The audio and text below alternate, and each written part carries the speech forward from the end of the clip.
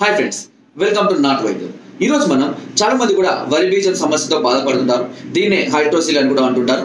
అంటే బీజాలలో వాపు నీరులాగా చేరడం, రెండు బీజాలు కలిపి ఒకేలాగా వాపుగా ఉబ్బుగా ఉండడం, కొన్ని సందర్భాల్లో ఒక బీజం వాపుగా ఉండడం, ఒక బీజం నార్మల్ గా ఉండడం, లేదా ఒక బీజం కిందికి జారి ఉండడం, ఒక బీజం పైకి ఉండడం, ఇలా చాలా రకాలైనటువంటి సమస్యలు చాలా మంది ఫేస్ చేస్తున్నారు. కొన్ని సందర్భాల్లో అవి లాగుతూ ఉన్నట్టు లేదా సలుపుతూ ఉన్నట్టు, కొన్ని సందర్భాల్లో పెయిన్ రావడము, కొన్ని సందర్భాల్లో స్పర్శ లేకుండా ముద్దు పడినట్టుగా ఉండడం కూడా జరుగుతూ ఉంటుంది. సో ఇలాంటి వరి బీజం సమస్యతో బాధపడే వారికి ఈ రోజు నేను ఒక అద్భుతమైనటువంటి ఆయుర్వేద ఔషధాల గురించి చెప్తాను. సో ఎవరైనా సరే ఈ ఛానల్ ని ఫాలో అయ్యేవారు ఖచ్చితంగా నేను చెప్పే ఔషధాల పేర్లు, వాటి ప్రాబ్లమ్ సంబంధించి అన్ని కూడా ఒక నోట్స్ లో రాసుకోండి. సో ఎందుకంటే మనకి ఏదైనా సమస్య రాగానే వెంటనే కూడా మీరు ఆ డైరెక్ట్ గా మెడిసిన్ తెచ్చుకొని మీరు డైరెక్ట్ గా వాడుకునే అవకాశం కూడా ఉంటుంది. ఓకేనా?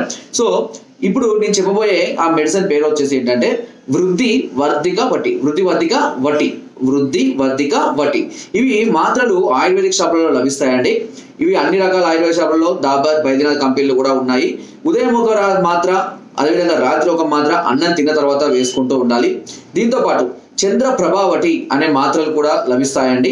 చంద్ర ప్రభావటి మాత్రలు ఉదయం ఒకటి, మధ్యాహ్నం ఒకటి, రాత్రి ఒకటి అన్నం తిన్న తర్వాత తీసుకుంటూ ఉండాలి.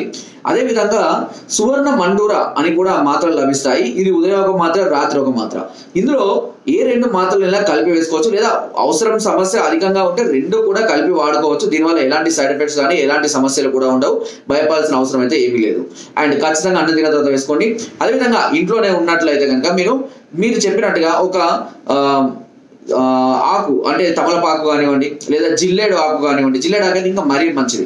సో ఎందుకంటే కొంచెం మందంగా ఉంటుంది. ఈ ఆకు పైన కొద్దిగా ఆముదాన్ని రాసి దాన్ని కొంచెం వెచ్చ చేయండి. వెచ్చ చేసిన తర్వాత ఆ బీజాలకు కట్టి పట్టిలాగా అంటే కట్టాలి. ఏదైనా క్లాత్ తో కానీ దేంతో కానీ వేడి తలిగేటట్టుగా కడుతూ ఉండాలి. ఇలా ప్రతిరోజు చేస్తూ ఉన్నట్లయితే వాపు కొంతవరకు తగ్గడానికి అవకాశం కూడా ఉంటుంది. లేదా దీంతో పాటు గచ్చకాయ ఆకు లేదా గచ్చకాయ చెట్టు ఆకుల రసమైన పర్లేదు, గచ్చకాయ గింజలు అయితే కనుక వాటిని నీటిలో గంధం లాగా తీసి ఆ గంధాన్ని రాస్తూ ఉన్నా కానీ ఈ వాపు తగ్గడానికి అవకాశం అయితే ఉంటుంది. ముఖ్యంగా బరువైనటువంటి వస్తువులు ఏవి కూడా లిఫ్ట్ చేయకుండా ఉండాలి. బరువైన పనులు కూడా చేయకుండా ఉండాలి. కొంచెం డ్రైవింగ్ అలవాటు అంటే లేదంటే డ్రైవింగ్ ఫీల్డ్ లో ఉన్న వాళ్ళు వాటిని సాధ్యత వరకు తగ్గించుకోవడం అనేది చాలా అవసరం. దీనివల్ల కూడా సమస్య పెరగడానికి అవకాశం అనేది ఉంటుంది. సో ఇంకా కూడా ఒకవేళ సమస్య అధికంగా ఉంటే చాలా మంది కూడా ఏం చేస్తారంటే డాక్టర్ దగ్గరికి వెళ్ళి అందులో నుంచి ఇంజక్షన్ తోటి నీరు లాగేస్తూ ఉంటారు. అలా తీసినా కూడా మళ్ళీ తిరిగి రావడానికి అవకాశం అనేది అధికంగా ఉంటుంది. కాబట్టి కొన్ని సందర్భాల్లో ఇలా రిపీటెడ్ గా అవుతున్న సందర్భాల్లో చాలా మంది ఆపరేషన్ ప్రిఫర్ చేస్తుంటారు. బట్ ఆపరేషన్ కన్నా ముందు ఒకసారి మందుల ద్వారా మనం క్యూర్ చేసుకునే అవకాశం ఉంటే చాలా మంచిది. ఆపరేషన్ ద్వారా చాలా రకాల ఇబ్బందులు మళ్ళీ రావచ్చు. కాబట్టి అది ఏం పర్మనెంట్ కాకపోవచ్చు. కాబట్టి ఒకసారి ఇలా ట్రై చేయండి. అయినా కూడా సమస్య ఒకవేళ అధికంగా ఉన్నట్లయితే ఒకసారి మమ్మల్ని సంప్రదించండి.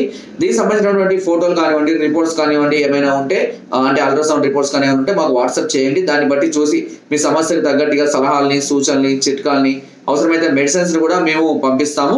ఒకవేళ మీరు నేరుగా మమ్మల్ని సంప్రదించాలనుకుంటే కింద స్క్రోల్ నెంబర్స్ కి ఫోన్ ద్వారా, వాట్సాప్ ద్వారా కూడా మమ్మల్ని సంప్రదించవచ్చు.